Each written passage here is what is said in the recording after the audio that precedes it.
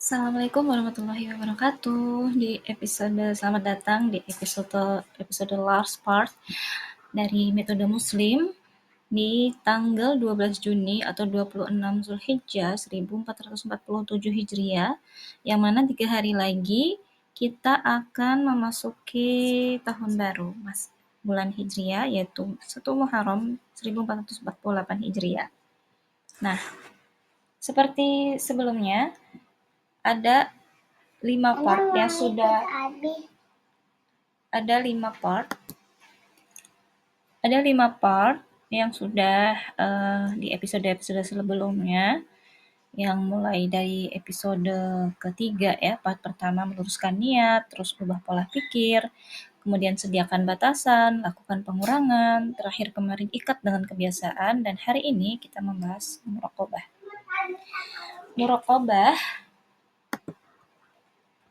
Muraqabah itu mungkin bisa teman-teman cek lagi ya definisi secara detailnya, namun karena ini durasinya sangat singkat, intinya adalah kita merasa dilihat oleh Allah dalam setiap hari, setiap hal yang kita kerjakan, bahkan setiap nafas. Kalau dalam rapi-rapi, kita merasa dilihat oleh Allah dalam setiap sudut rumah kita, apa yang sedang kita kerjakan. Mau mencuci piring, mau kita sedang menyetrika, menyapu, berbenah barang-barang mungkin. Muraqabah ini beda dengan mindfulness ya. Mungkin orang selalu mengkorelasikan dengan mindfulness. Kalau mindfulness itu kan kesadaran diri, yang artinya self-awareness, yang dilihat itu diri sendiri.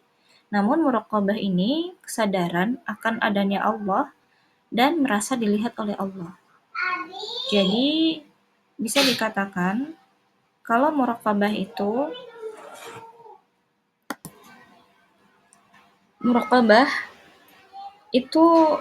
kita merasa dilihat oleh Allah, dan ini layernya sudah nembus ke layer spiritual layer. Yang kemarin kan kita sudah membahas kalau self awareness itu biasanya mentoknya ada di layer mental gitu ya. Kesadaran terhadap diri, ego, emosi, perasaan, dan everything in our body yang berkaitan dengan tubuh kasar, bahkan berkaitan dengan makanan, pola hidup, kayak gitu ya. Namun muraqabah itu roots dari kita sebagai seorang muslim yang ruhnya ini berkaitan dengan bagaimana kita merasa dilihat oleh Allah. Sehingga kalau kita merasa dilihat oleh Allah, pasti kita akan merasa dijaga oleh Allah. Looks like kayak kita misal Allah melihat aku, maka aku akan merasa tenang, dan aku mengingat Allah, hatiku tenang gitu. Nah, muraqabah bisa juga kita analogikan dengan self-accounting, di mana self-accounting itu mungkin mirip muhasabah gitu ya. Tapi kalau muhasabah itu kan versi reflektifnya gitu. Self-accounting itu mungkin versi tindakan yang inline antara amal, niat, dan hati. Jadi kalau misal kita bisa menghisap diri kita sendiri, kita mulai mungkin menghisap barang-barang yang ada di rumah kita, di ruangan kita, apa yang kita miliki, bukan dimiliki ya, apa yang Allah titipkan, kemudian kita mencoba untuk mengusahakan sesuatu itu mendatangkan di rumah, kemudian kita diamanahkan sehingga memilikinya. Maka kalau kita melakukan suatu perbuatan, kegiatan, aktivitas, kita di layer amal, self-accounting itu akan ada 3 part gitu ya, amal, niat, dan hati. Di layer amal, kita itu bisa looks in atau mencerna ke dalam diri, apa sih yang sebenarnya aku kerjakan hari ini. Nah, aku tuh punya ini teman-teman, self-check gitu ya, kayak semacam list to do dan agenda, yang mana agendanya itu detail day by day gitu ya, yang emang itu nggak aku buka keluar, emang khusus untuk diriku sendiri. Dan ini latihan dalam hal dihisap gitu, dihisap oleh Allah nantinya gitu kan. Dan ini mencoba menghisap diri gitu, self accounting.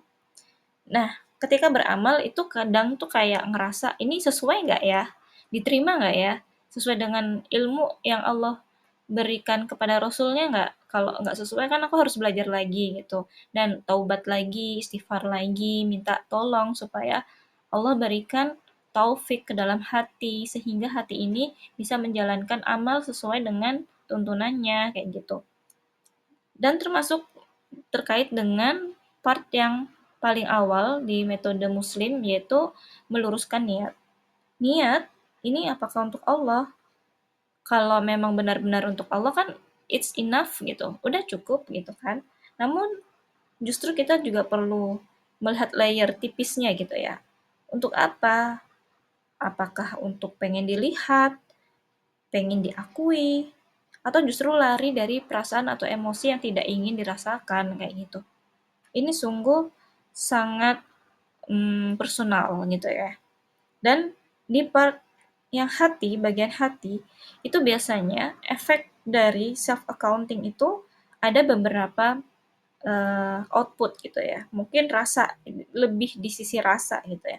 Rasa merasa tenangkah, gelisahkah, merasa mungkin kurang cukup gitu, macam-macam. Nah, jadi sebenarnya dari muraqabah poin yang terakhir ini adalah pertanyaan ini yang perlu patut kita ulang-ulang setiap hari. Who is your resource? Sebenarnya siapa sih sumber utama kamu? Um, Kalau memang kita masih punya cantolan atau kaitan atau apa istilah nyangkut gitu ya, sesuatu yang masih nyangkut di tubuh kita dalam tanda kutip trauma ataukah persepsi yang kurang tepat ataukah limiting belief yang mungkin membuat kita merasa kurang mindful, kurang muraqabah, kurang yakin gitu bahasanya ya. Maka kita perlu untuk meminta tolong kepada resource yang paling besar. Kan resource itu kan banyak jenisnya ya. Ilmu, kesempatan, pertemanan, guru, apapun tools yang memang menguatkan diri kita gitu sebenarnya kan. Namun the true resource is Allah, just Allah.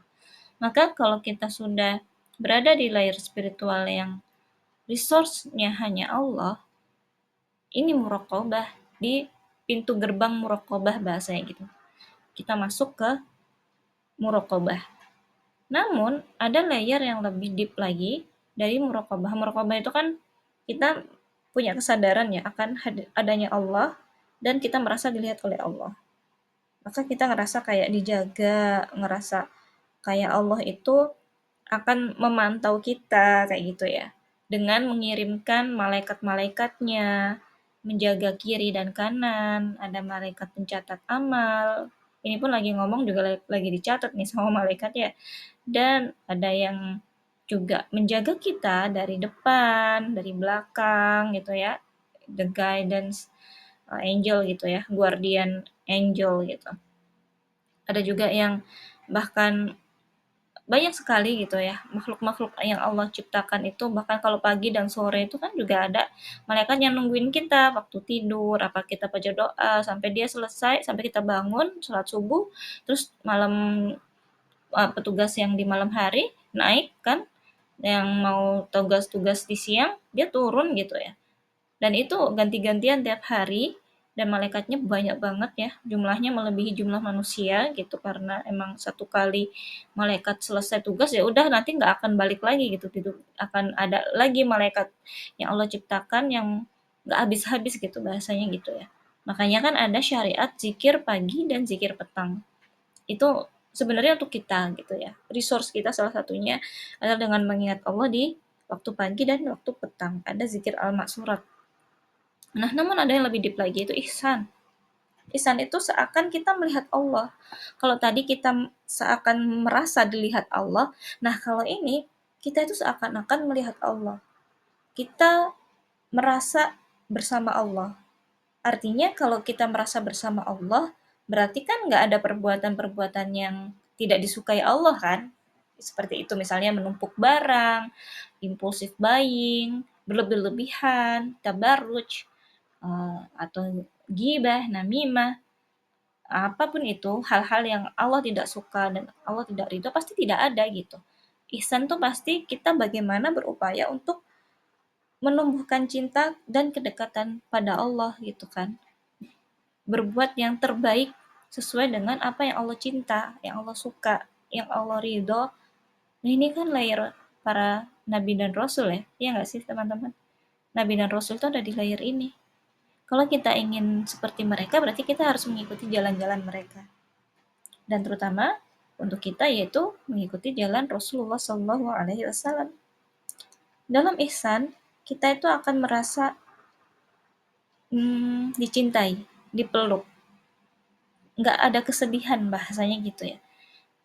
Kalaupun sedih itu manusiawi gitu ya, maksudnya itu secara emosi gitu sedih, tapi nggak berlebihan, nggak yang deep banget sampai mungkin menimbulkan rasa guilt, rasa bersalah, atau rasa self blaming, atau malah mental victim gitu, atau suka menyalah-nyalahkan eksternal gitu, orang lain dan seterusnya. Kalau di dunia rapi-rapi ya, kita lagi berbenah gitu ya, decluttering, apa sih bedanya ihsan sama muraqabah? Kalau muraqabah itu, ini layer kita itu merapikan barang kita, kita decluttering, without anything every person looks at for us. Jadi kita itu nggak akan pernah berhenti untuk merapi-rapi, even nggak ada yang lihat, bahasanya kayak gitu. Meskipun tidak ada yang melihat kita, tidak ada yang memuji kita, nggak ada yang mengapresiasi kita, tapi kita tetap melakukan rapi-rapi itu gitu. Karena kita merasa dilihat oleh Allah. Karena ini kesadarannya kita adalah ingin menghisap diri kita. Ingin supaya kita itu hidup lebih muraqabah. Nah, sedangkan ihsan kita itu udah naik layer, naik level. Kalau mungkin di muraqabah sambil sambil agak capek, agak lelah, agak emosi dikit gitu ya, kita tetap rapi-rapi gitu ya, karena memang itu kebutuhan kita dan itu adalah bagian dari kita muraqabah gitu, merasa dilihat oleh Allah meski nggak ada yang lihat kita tetap rapi-rapi, beres-beres. Nah, namun di ihsan, kita tuh sudah berada di layar pemahaman bahwa merapikannya itu dengan cinta, dengan hangat, penuh makna, meaningful. Jadi udah nggak ada tuh rasanya kayak abis berbenah, ngomel, ngeluh, capek, dan seterusnya. Itu karena berbenahnya itu justru bagian dari healing gitu. Atau merasa bahwa berbenah itu is sparks joy-nya gitu. Itu suatu hal yang menyenangkan, yang dicintai, pun sama kayak dengan kita sedang sholat gitu ya. Kalau sholat, muraqabah gitu ya, ya kita menunaikan rukun sholat, syarat sah sholat, kita sholat gitu dan merasa dilihat oleh Allah. Tapi kalau udah ihsan, sholatnya itu seperti Rasulullah SAW, indah banget. Kayaknya kita emang harus berlatih dari muraqabah ya sampai akhirnya ihsan. Sehingga saat sholat itu bahkan ada riwayat para sahabat sampai tidak merasakan panahan, sakitnya panah yang menancap gitu. Masya Allah ya. Karena ihsan ini. Ihsan itu merasa dicintai, dipeluk, disayang oleh Allah, merasa bersama Allah, dan akan senantiasa menjaga mata, telinga, pendengaran, hati dari hal-hal yang tidak disukai oleh Allah. Ini sungguh level para nabi dan rasul. Masya Allah ya, mudah-mudahan kita bisa ke sana gitu ya dengan muraqabah. Makanya saya menulis di part metode muslim ini nggak berani coba yang i-nya itu ihsan gitu, nggak berani. Jadi M aja deh yang muraqabah dulu gitu, karena sadar gitu ya, sadar diri masih belum berada di level ihsan gitu, belum sampai ke sana. Muraqabah aja udah masih masya Allah gitu, harus berjuang terus, belajar terus kayak gitu. Sehingga ihsan ini adalah mudah-mudahan Allah sampaikan ke sana gitu ya. Lalu gimana caranya supaya kita bisa muraqabah gitu ya, untuk mengawal ini? Kita butuh namanya moment of silence. Moment of silence ini sesederhana hening gitu ya, nggak buru-buru. Dimulai dari saat kita tilawah gitu. Tilawah nggak cepet-cepet, nggak buru-buru. Kita tilawahnya itu benar-benar tartil. Ini secara teknik, ini bagian dari moment of silence. Terus dalam sholat tumak ninah gitu ya, tenang ya, merasa tenang, tentram, bahkan safe space gitu ya. Kalau orang-orang sekarang lagi bicara safe space, apa safe space kalian gitu ya. Safe space-nya ya sholat sebenarnya kita ya, buat seorang muslim, kita sholat gitu, karena merasa safe setelah sholat. Moment of silence ini idealnya kita kerjakan sendiri di malam hari atau mungkin sebelum kita melakukan aktivitas di pagi hari setelah sholat tahajud, bahkan di momen tahajud itu kan sholat yang paling utama setelah sholat wajib itu kan memang sholat tahajud ya.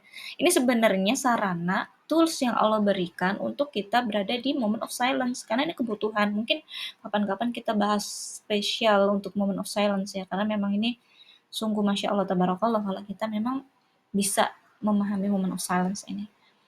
Oke, selanjutnya jika ada pertanyaan, nanti di episode terakhir, di episode ke-10, di hari Senin ya, itu insya Allah sesi khusus Q&A buat teman-teman yang ingin bertanya, diskusi apapun itu, bisa isi di Slido ya, nanti linknya saya berikan di bawah. Nanti hari Senin saya tutup linknya, nanti akan saya coba untuk jawab di episode terakhir jika ada. Kalau nggak ada, alhamdulillah gitu ya, kita bisa next di pertemuan-pertemuan selanjutnya insya Allah ya. Alhamdulillah, ingat less clutter, more presence. Terima kasih. Assalamualaikum warahmatullahi wabarakatuh.